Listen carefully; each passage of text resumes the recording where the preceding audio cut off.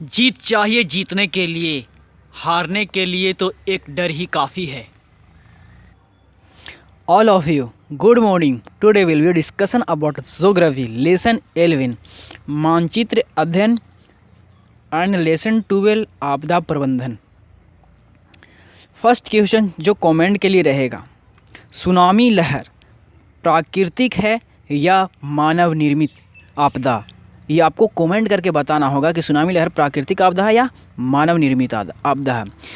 चलिए डिस्कशन करने से पहले हम आपको बता दें कि आज भूगोल का लास्ट वीडियो है, जो अक्सर बिहार बोर्ड में आने वाले सभी VVI क्वेश्चन 98% चांसेस जो रहता है और आते रहता है, वो मैंने भूगोल, नागरिक और अर्थशास्त्र का मैंने ऑलरेडी क्वेश्चन बता चुके हैं। मेरे प्रीवियस वीडियो को ज़रूर जाकर देखें।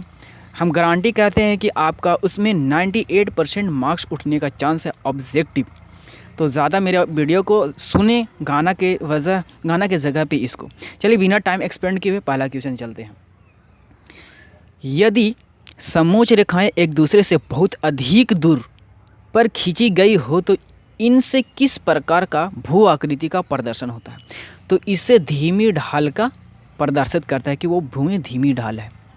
उच्चवाच प्रदर्शन की हैसुर विधि का विकास किसने किया था? तो लेहमान ने किया था। ये NCERT का भी क्वेश्चन है और भारतीय भवन का भी। उच्च प्रदर्शन की हैसुर विधि का विकास किसने किया था? लेहमान ने।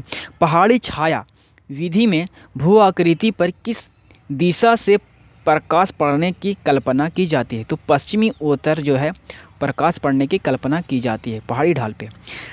तल चिन्ह की सहायता से चिन्हित ऊंचाई को उस स्थान का क्या कहा जाता है? तो स्थानिक ऊंचाई कहा जाता है उस स्थान को। अस्तर रंजन विधि में मानचित्र में नीले रंग से किस प्रकार के भाग को दिखाया जाता है? तो नीले रंग है सो जलाशय भाग को ही दिखाता है। ये NCERT में भी क्वेश्चन है, ठीक है।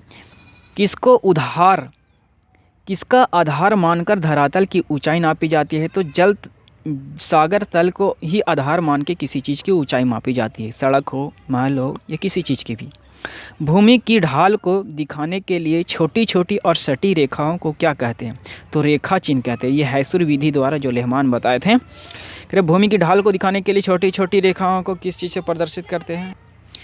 मानचित्र पर पीले रंग का किसका अनुमान होता है? तो मरुभूमि का अनुमान किया जाता है मानचित्र पर पीले रंग से। धीमी ढाल प्रदर्शित करने वाली समोच्च रेखा कैसे खींची जाती है? तो दूर दूर खींची जाती है। जो धीमा ढाल रहता है उस समोच्च रेखा को दूर दूर खींचा जाता है। करातल चिन्ह की सहायता से किस स्थान की विशेष की माप की गई ऊंचाई को क्या कहते हैं? तो समोच्च रेखा कहते हैं। तल चिन्ह की सहायता से किसी स्थान विशेष की मापी गई ऊंचाई को क्या कहते हैं? तो समोच्च रेखा कहते हैं। ये NCERT में भी क्वेश्चन दिया गया है। चलिए अब लेसन 12 का है जो आपदा प्रबंधन है, उसका क्वेश्चन मैं बता देता हूँ। धन जन को व्यापक हानि पहुँचाने वाले आकस्मिक दुर्घटनाओं को क्या कहते हैं? तो प्राकृतिक आपदा कहते हैं। जो ज़्यादा जान माल की क्षति पहुँचाता है। दीर्घकालीन क्षति पहुँचाने वाले आपदा को क्या कहते हैं? तो प्राकृतिक संकट कहते हैं। जो मतलब कि जैसे अभी दीर्घकालीन में अभी क्या कोरोना वायरस क्षति पहुँचा रहा है, मनुष्य को जीवन शैली को प्रभावित कर रखा है। अकाल हो गया, भूकंप से ज़्यादा दिन तक रहते हैं तो उसको प्राकृतिक संकट में आ जाते हैं। बिहार में विनाशकारी भूकंप कब आया था? हाँ दोस्त, बिहार में सबसे विनाशकारी भूकंप 1934 ईस्वी को आया था। जापान में सुनामी कब आया था? तो जापान में सुनामी लहर, ये बहुत पॉपुलर लहर है। जापान की सुनामी लहर 26 दिसंबर 2004 को आया था। जापान में जो सुनामी लहर आया था सो 26 दिसंबर 2004 को आया था। याद रखिएगा, VVI क्वेश्चन में बराबर पूछते रहता है, कंपटीशन में भी और बोर्ड में भी। नेक्स्ट क्वेश्चन है, कैलिफोर्निया के भूकंप की तीव्रता कितना थी? तो 7.3 थी कैलिफोर्निया की भूकंप की तीव्रता। सुनामी का क्या कारण है? सुनामी का क्या कारण है? तो कारण तो प्राकृतिक है। जो समुद्र के तल में भूकंप आता है उसके कारण सुनामी उत्पन्न हो जाती है। बाढ़ किस प्रकार की आपदा है? तो प्राकृतिक आपदा है। बाढ़ किस प्रकार की आपदा है? तो प्राकृतिक आपदा है। जो सुनामी का कारण है वो हम आपको बता दें, भूकंप जो समुद्र के अंदर जो कंपन होता है उसके कारण ही सुनामी लहर होता है। सुनामी का क्या कारण था? समुद्र के अंदर कंपन के कारण ही सुनामी। बाढ़ किस प्रकार की आपदा है? प्राकृतिक आपदा। उत्तर बिहार का कौन सा भाग सबसे अधिक बाढ़ से ग्रसित होता है? तो पूर्वी भाग रहता है जो उत्तर भारत का सबसे ज़्यादा बाढ़ से ग्रसित होता है। 26 दिसंबर 2004 को आई सुनामी से भारत का कौन सा द्वीप ज़्यादा प्रभावित हुआ? तो निकोबार जो द्वीप है वो सबसे ज़्यादा प्रभावित हुआ था, जो 26 दिसंबर 2004 को सुनामी आई थी। महासागर की तली में होने वाला कंपन को किस नाम से पुकारा जाता है? देखो, सुनामी के नाम से पुकारा जाता है। जो सागर के तल में जो कंपन होता है, जिससे लहर उत्पन्न होता है, उसको सुनामी कहते हैं। ये एनसीईआरटी का भी क्वेश्चन है और भारतीय भवन का भी। भूकंप केंद्र के ऊर्ध्वाधर पृथ्वी की सतह पर के केंद्र का क्या नाम है? तो अधिक केंद्र नाम है पृथ्वी का सतह का केंद्र पर भूकंप का अधिक केंद्र नाम है। किसको बाढ़ का देश कहा जाता है? तो बांग्लादेश को बाढ़ का देश कहा जाता है। किसको बाढ़ का देश कहा जाता है? बांग्लादेश को। सुनामी किसका शब्द है? तो जापान का शब्द ही सुनामी है।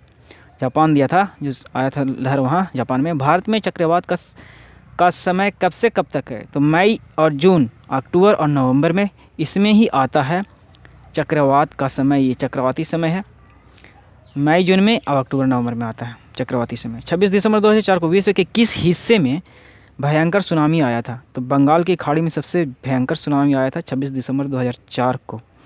तो हम बता दें कि अगर ये तो लास्ट वीडियो था और मेरा पैकेज भी बन के तैयार है, तो हम दिखा दें कि ये मेरा पैकेज है और इस पैकेज के लिए आप कांटेक्ट कीजिए व्हाट्सअप नंबर पे या कमेंट करके